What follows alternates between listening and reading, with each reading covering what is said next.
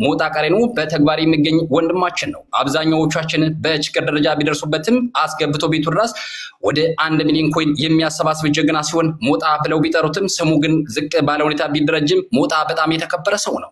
በፖለቲካም በቁም ነገርም በበጎ አድራጎትም በየትኛውም ደረጃ የሚገኝ ወንድማችን ሞጣ ቀራኒዮ በኢትዮጵያ ክፍለ ሀገር በጎጃም ክፍለ ከተማ ተወልዶ ያደገ በአዲስ አበባ ኑሮን አድርጎ ከጥቂት ዓመት በኋላ ግን ወደ አሜሪካ ኑሮን አቅንቷል። አሜሪካውኑ ፖለቲካ እንደፈለገ በገር በራሷ የሚያቀጣጥና የሚጫወትባት ሞጣ ነው።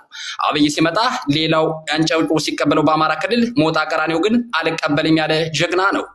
በዚህ በመቀጠል ሞጣ እስካሁን ድረስ ፖለቲካን ለሞጣ ምን ይሳነዋል ሲባል በአሁን ደረጃ ላይ ሞጣ እየታገለ ይገኛል። መሬት ካለው ፋኖም የሚተናነስ ምንም ችግር የለበትም።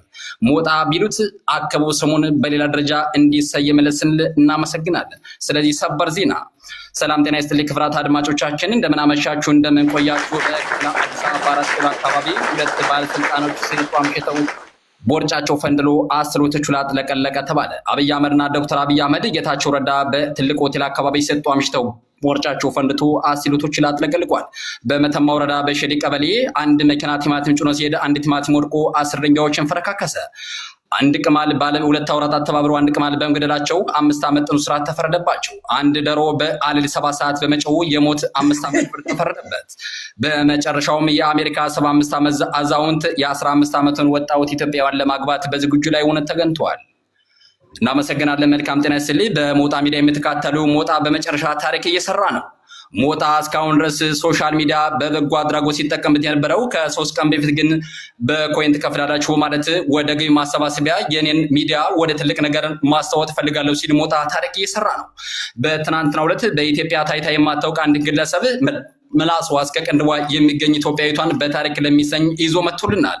አንድ ኢትዮጵያዊዋን ምላሷን ወደ ውጭ በማውጣት ምላሷን ዘርግታ ወደ ቅንድቧ አጥርሳለች።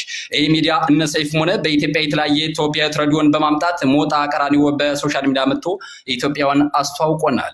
ስላዳመጣችሁን አመሰግናለን። የሞጣ ቀራኒዮ ሚዲያ ለመከታተል አንድ ሺህ ኮይን በማቅረብ ከሞጣ ቤት ሁሉ የምትገኙ ስንል የዘውትር ዜናችን እናሰማለን። ክብራለን መቼም ደባርቄው ጉደኛ ሰው የተናገረው በሙሉ 1% ውሸት የለው። ኤቭሪቲንግ ኢዝ ትሩ ነው። I respect you my brother። በጣም የሚገርም ሰው